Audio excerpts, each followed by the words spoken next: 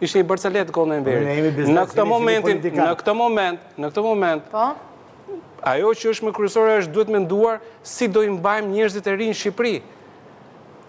Si do i mbajmë këta njerëz dhe pastaj në kuadër të kësaj duhet dhe të integrohet zgjidhja e biznesit për integrimin në Evropë. Pra, ky është problemi primar që kemi.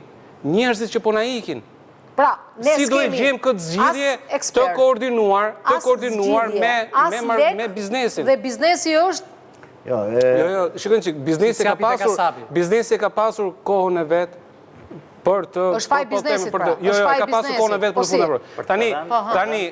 Tani shqiptarët, kush janë mbush mendjen atyre që i hedhin ato plerat kimike dhe i bëjnë me patate, me domate, me spesa, me kasravesa, i bëjnë me norma që janë me 10 herë më të karma tani, integrimin bëj është karma. Po pse nuk e di ai që nuk duhet bërë? Pse nuk bëhet? Pra, kjo pjesa, edhe unë tani ti jap një subvencion. Pse ti jap subvencion?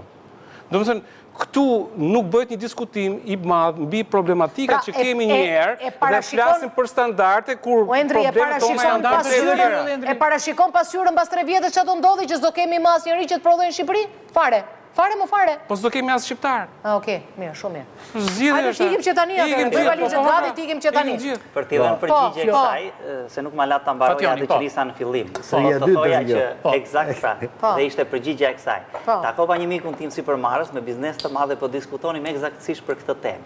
Dhe tha, e ke parasysh atë historinë e Bretkosës, që nëse i fut direkt në ujë të nxehtë kërcejnë dhe shpëtojnë, ndërsa nëse do që ato të vlojnë dhe të ngordhin brenda në tenxhere, atëherë vazhdo gradualisht, rritja temperaturën nga pak derisa ato të ngordhin dhe nuk do t'ikin. Kështu po ndodh eksaktësisht me bizneset sot, sepse jemi përballë një inteligjencë artificiale, jemi përballë